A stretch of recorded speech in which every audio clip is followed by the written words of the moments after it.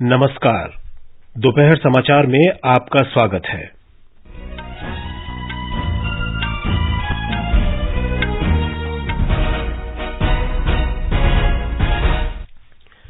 संसद के दोनों सदनों की कार्यवाही मणिपुर मुद्दे पर विपक्ष के हंगामे के कारण बार बार स्थगित। सरकार ने विपक्ष पर चर्चा से भागने का आरोप लगाया। वित्त मंत्री निर्मला सीतारामन ने कहा, सरकार ने सभी बैंकों को ऋण पुनर्भुगतान के मुद्दे को संवेदनशीलता और मानवीय भावना के साथ निपटाने का निर्देश दिया। उच्चतम न्यायालय ने वाराणसी में ज्ञानवापी मस्जिद में भारतीय पुरातत्व सर्वेक्षण के वैज्ञानिक सर्वे पर 26 जुलाई तक रोक लगाई।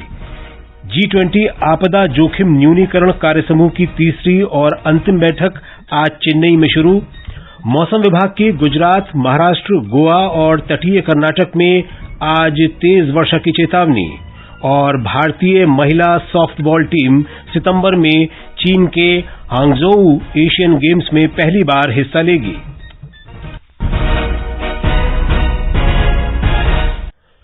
दोपहर समाचार के साथ मैं विशाल शर्मा। संसद के दोनों सदनों में आज लगातार तीसरे दिन मणिपुर हिंसा मुद्दे पर विपक्षी दलों का विरोध जारी रहा। दोनों सदनों की कार्रवाई बार बार स्थगित होती रही। लोकसभा में दूसरे स्थगन के बाद दिन में 2 बजे कार्रवाई शुरू होते ही कांग्रेस, डीएमके और जनता दल यूनाइटेड सहित विपक्षी दल अध्यक्ष के आसन के पास पहुंच गए और पोस्टर लहराते हुए नारे लगाने लगे। वे मणिपुर हिंसा के मुद्दे पर सदन में प्रधानमंत्री नरेंद्र मोदी के बयान की मांग कर रहे थे। शोर शराबे के बीच सदन में 3 विधेयक पेश किए गए। हंगामे के बीच पीठासीन अधिकारी सदस्यों से सदन की कार्रवाई चलाने के लिए बार बार अनुरोध करते रहे, लेकिन विपक्षी दलों का हंगामा जारी रहा, जिसके कारण सदन की कार्रवाई दोपहर 2:30 बजे तक के लिए स्थगित कर दी गई। इससे पहले आज सुबह सदन की कार्रवाई शुरू होते ही विपक्षी सदस्य हंगामा करते हुए अध्यक्ष के आसन के समीप आ गए। अध्यक्ष ओम बिरला ने कहा कि सरकार चर्चा के लिए तैयार है और इसे दोपहर 12 बजे के बाद सभी दलों की सहमति के बाद लिया जा सकता है, लेकिन विपक्षी सदस्यों ने इस पर कोई ध्यान नहीं दिया और पोस्टर लहराते हुए हंगामा जारी रखा। अध्यक्ष ने शोर शराबे के बीच सदन चलाने की कोशिश की, लेकिन हंगामा जारी रहने पर सदन की कार्रवाई दिन में 2:30 बजे तक के लिए स्थगित कर दी गई। राज्यसभा में सदन की कार्रवाई दूसरे स्थगन के बाद फिर शुरू होने पर कांग्रेस, आम आदमी पार्टी, डीएमके और अन्य दलों के सदस्य आसन के समीप आ गए और प्रधानमंत्री से बयान देने की मांग करने लगे। सभापति जगदीप धनखड़ ने सदस्यों से सदन की कार्रवाई सुचारू चलाने के लिए बार बार कहा, लेकिन विपक्षी दलों का विरोध प्रदर्शन जारी रहा। शोर शराबे के बीच सभापति ने सदन चलाने की कोशिश की, लेकिन वे सफल नहीं हुए और कार्यवाही 3 बजे तक के लिए स्थगित कर दी गई। इससे पहले पश्चिम बंगाल से राज्यसभा के नवनिर्वाचित सांसद तृणमूल कांग्रेस के साकेत गोखले ने सत्यनिष्ठा की शपथ ली। संसदीय कार्य मंत्री प्रहलाद जोशी ने विपक्षी दलों पर मणिपुर हिंसा पर चर्चा से भागने का आरोप लगाया है। संसद से बाहर आज संवाददाताओं से बातचीत में उन्होंने कहा कि सरकार मणिपुर हिंसा मुद्दे पर चर्चा के लिए तैयार है। उन्होंने विपक्ष से चर्चा में भाग लेने का अनुरोध किया। इस बीच विपक्षी दलों ने मणिपुर मुद्दे पर संसद में प्रधानमंत्री नरेंद्र मोदी के बयान की मांग करते हुए संसद भवन परिसर में विरोध प्रदर्शन किया। इस बीच आम आदमी पार्टी के सांसद संजय सिंह को राज्यसभा में उनके दुर्व्यवहार के लिए शेष मानसून सत्र के लिए निलंबित कर दिया गया है। आज दोपहर 12 बजे पहले स्थगन के बाद जब राज्यसभा की कार्रवाई शुरू हुई तो विपक्षी सदस्य मणिपुर हिंसा मुद्दे पर नारेबाजी करते हुए सभापति के आसन के पास पहुंच गए।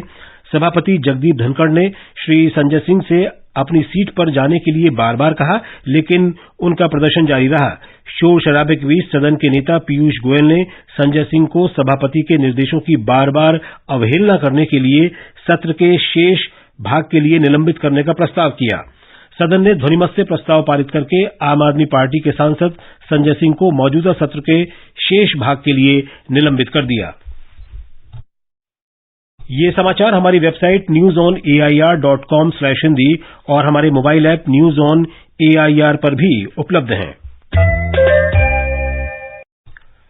दोपहर समाचार में आपका फिर स्वागत है। वित्त मंत्री निर्मला सीतारामन ने कहा है कि सरकार ने सभी बैंकों को निर्देश दिया है कि वे ऋण पुनर्भुगतान के मुद्दे को संवेदनशीलता और मानवीय भावना के साथ निपटाएं। आज लोकसभा में प्रश्नकाल के दौरान एक पूरक प्रश्न के जवाब में उन्होंने कहा कि उनकी जानकारी में आया है कि कुछ निजी और सार्वजनिक क्षेत्र के बैंक ऋण पुनर्भुगतान के मामले में कड़ी कार्रवाई कर रहे हैं। वित्त मंत्री ने कहा कि रिजर्व बैंक की सलाह से ऐसे मामलों को मानवीय आधार पर निपटाने के बारे में बैंकों को निर्देश जारी किए गए हैं। I know, I've heard complaints about how very mercilessly the paying back has been followed up by some banks, whether they are public sector banks or private sector banks. The government has made sure through the RBI also to instruct such banks that such harsh steps should not be taken and that they should approach this whole matter with a humanity in mind and sensitivity in mind. That instruction has been given to all the banks, be it private or public. कौशल विकास और उद्यमिता मंत्री धर्मेंद्र प्रधान ने बताया है कि प्रधानमंत्री कौशल विकास योजना के अंतर्गत वर्ष 2020 और 2023 के बीच 27,87,000 से अधिक उम्मीदवारों को प्रशिक्षित किया गया। आज लोकसभा में प्रश्नकाल के दौरान उन्होंने कहा कि प्रशिक्षित लोगों में 46.43% महिलाएं हैं। प्रधानमंत्री कौशल विकास योजना के अंतर्गत पिछले 3 वर्षों में प्रशिक्षित 12,94,000 महिलाओं में से 2,16,000 महिलाओं को रोजगार मिल गया है। जिस ढंग से देश में कटिंग एज स्किल्स आ रहे हैं, न्यू एज स्किल्स आ रहे हैं, विशेष करके मैं उदाहरण देना चाहूंगा आईटी सेक्टर में, सेमीकंडक्टर में, डिजिटाइजेशन की नया दुनिया में महिलाओं की आवश्यकता उसमें और लगने वाला है। मोबाइल इंडस्ट्री में सारे पैकेजिंग असेंबलिंग के काम महिला करते हैं। आने वाले दिनों में इसकी संख्या बढ़ेगी। भारतीय जनता पार्टी के वरिष्ठ नेताओं के साथ राजस्थान के सांसदों ने आज संसद भवन परिसर में गांधी मूर्ति के सामने विरोध प्रदर्शन किया। वे राजस्थान में महिलाओं के विरुद्ध होने वाले अपराधों को रोकने में असफल रहने के लिए मुख्यमंत्री अशोक गहलोत के त्यागपत्र की मांग कर रहे थे। भाजपा सांसद रवि किशन ने कहा कि दलित महिलाओं के विरुद्ध होने वाली अपराधों पर लगाम लगाने की आवश्यकता है। कर्नल राज्यवर्धन सिंह राठौड़ ने कहा कि समूचे विश्व में महिलाओं की सुरक्षा को प्रमुखता देने की आवश्यकता है। पश्चिम बंगाल राज्य भाजपा प्रमुख सुकांत मजुमदार ने कहा है कि पश्चिम बंगाल में महिलाओं के खिलाफ अपराध बढ़ रहे हैं, लेकिन विपक्षी पार्टियों की नजर सिर्फ मणिपुर है, जबकि मालदाह की स्थिति पर भी ध्यान देने की आवश्यकता है। भारतीय पुरातत्व सर्वेक्षण विभाग एएसआई ने आज वाराणसी में ज्ञानवापी मस्जिद का सर्वेक्षण शुरू किया।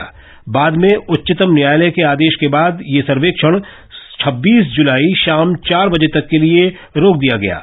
ज्ञानवापी श्रृंगार गौरी मामले में वाराणसी की एक अदालत के निर्देश के बाद सर्वेक्षण किया जा रहा था। एएसआई का दल आज सुबह करीब 7 बजे सर्वेक्षण के लिए ज्ञानवापी मस्जिद परिसर पहुंचा। सर्वेक्षण ये सुनिश्चित करने के उद्देश्य से किया जा रहा है कि क्या ये मस्जिद एक मंदिर के अवशेषों पर बनी है। इस बीच ज्ञानवापी मस्जिद परिसर और आसपास के क्षेत्रों में सुरक्षा कड़ी कर दी गई है। 3 दिन पहले अजय कृष्ण विश्वेश की स्थानीय अदालत ने एएसआई को विवादास्पद वुजूखाना को छोड़कर परिसर के सर्वेक्षण की संभावना का पता लगाने का आदेश दिया था और मामले की अगली सुनवाई के लिए दिन 4 अगस्त तक रिपोर्ट प्रस्तुत करने को कहा था। उत्तर प्रदेश सरकार विवाह और अन्य धार्मिक कार्यक्रम आयोजित करने के लिए राज्य के प्रत्येक जिले में कल्याण मंडपम का निर्माण करेगी। मुख्यमंत्री योगी आदित्यनाथ ने कल गोरखपुर में एक जनसभा में इसकी घोषणा करते हुए कहा कि कल्याण मंडपम कार्यक्रम की शुरुआत गोरखपुर से होगी। प्रत्येक कल्याण मंडपम के निर्माण पर करीब 1.5 करोड़ रुपए की लागत आएगी। मुख्यमंत्री ने गोरखपुर में अंतर्राष्ट्रीय खेल स्टेडियम बनाने की भी घोषणा की। उन्होंने शहर में लघु खेल परिसर की आधारशिला रखी और कई विकास परियोजनाओं का उद्घाटन किया। श्री योगी ने खिलाड़ियों को विश्वस्तरीय खेल सुविधाएं उपलब्ध कराने और खेलों को बढ़ावा देने की सरकार की प्रतिबद्धता व्यक्त की। प्रधानमंत्री मोदी जी ने खेलो इंडिया खेलों के माध्यम से, सांसद खेलकूद प्रतियोगिता के माध्यम से, फिट इंडिया मूवमेंट के माध्यम से एक नई जागृति लाने का कार्य किया और इसके लिए अनेक प्रयास प्रारंभ किए। आज प्रदेश के हर जनपद में एक स्पोर्ट्स स्टेडियम का निर्माण हो रहा है। विकास खंड स्तर पर एक मिनी स्टेडियम का निर्माण हो रहा है। हर ग्राम पंचायत में एक खेल के मैदान की स्थापना हो रही है। हर पार्क और हर ग्राम पंचायत में ओपन जिम का निर्माण भी हो रहा है और खिलाड़ियों के प्रोत्साहन के लिए अनेक कार्यक्रम संचालित हो रहे हैं। भारत की अध्यक्षता में G20 आपदा जोखिम न्यूनीकरण कार्य समूह की तीसरी और अंतिम बैठक आज चेन्नई में शुरू हुई। भारत के G20 शेरपा अमिताभ कांत ने प्रारंभिक सत्र को संबोधित करते हुए कहा कि कार्य समूह की अंतिम बैठक से G20 देशों की एकता और सहयोग की सामूहिक भावना का पता चलता है। उन्होंने कहा कि तुर्की में भूकंप और यूरोप में भीषण गर्मी से हजारों लोगों की जानें गई हैं और सूखे से अफ्रीका के लाखों लोगों को पानी और संसाधनों की कमी का सामना करना पड़ रहा है। इसे देखते हुए नीतियों में आपदा कम करने के मुद्दे को प्राथमिकता देने की तत्काल आवश्यकता है। The G20 presidency during very challenging times. The world is confronted in the post-COVID era with a vast segment of population going below poverty line. We are facing the crisis of slowdown of growth across the world. 1/3 of the world is facing inflation.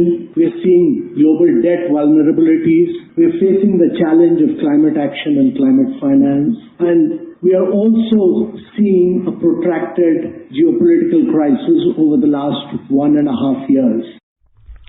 Shri Amitabh Kant ने कहा कि इस वर्ष मई में संदेई framework की मध्यावधि समीक्षा हमें याद दिलाती है कि हमें आपदा जोखिम कम करने की नीतियों, कार्यक्रमों और सरकार तथा समाज के सभी स्तर पर निवेश में तेजी लाने की आवश्यकता है।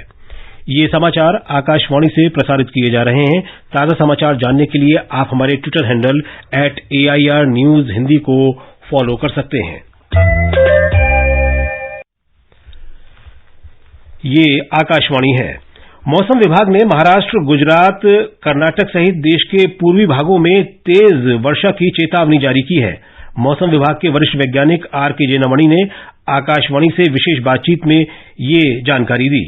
24 जुलाई जो मुंबई का रेनफॉल है वो 70 से 90 मिलीमीटर तक हैवी रेनफॉल रिपोर्ट हुआ है और उसके साथ साथ गुजरात, कोंकण और मध्य महाराष्ट्र, कर्नाटक में भी heavy to very heavy rainfall report हुआ है। और हमारा जो ऑरेंज कलर वार्निंग है आज ये जो सारी जगह पर आज रहेगा। इसके साथ साथ उत्तराखंड में भी हैवी रेनफॉल रिपोर्ट हो रहा है। 7 to 9 सेंटीमीटर अभी रेन हुआ है आज सुबह और यही जगह पर मेनली ऑरेंज कलर वार्निंग है। और एक सर्कुलेशन जो है बंगाल का खाड़ी में है और उसके इन्फ्लुएंस में एक low pressure system next 24 hour form होगा। इसकी वजह से पूर्व भारत में भी बारिश बढ़ेगा।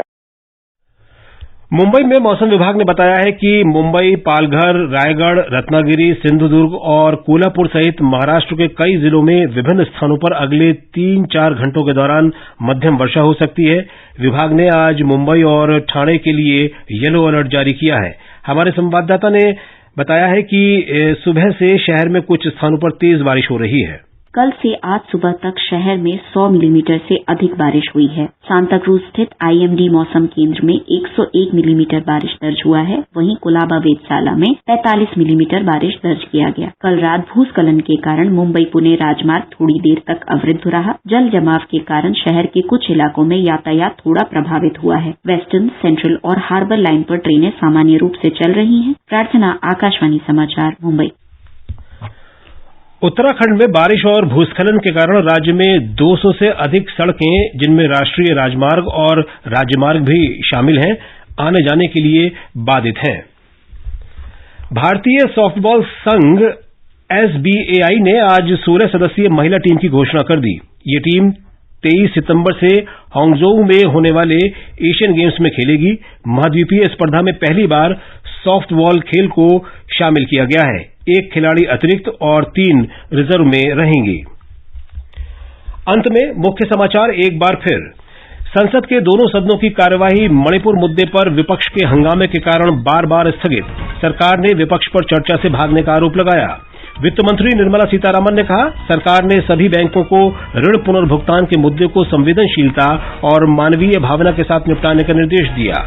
उच्चतम न्यायालय ने वाराणसी में ज्ञानवापी मस्जिद में भारतीय पुरातत्व सर्वेक्षण के वैज्ञानिक सर्वे पर 26 जुलाई तक रोक लगाई। G20 आपदा जोखिम न्यूनीकरण कार्य समूह की तीसरी और अंतिम बैठक आज चेन्नई में शुरू। मौसम विभाग की गुजरात, महाराष्ट्र, गोवा और तटीय कर्नाटक में तेज वर्षा की चेतावनी। और भारतीय महिला सॉफ्टबॉल टीम सितंबर में चीन के हांगझोउ एशियन गेम्स में पहली बार हिस्सा लेगी। इसके साथ ही दोपहर समाचार का ये अंक समाप्त हुआ। नमस्कार।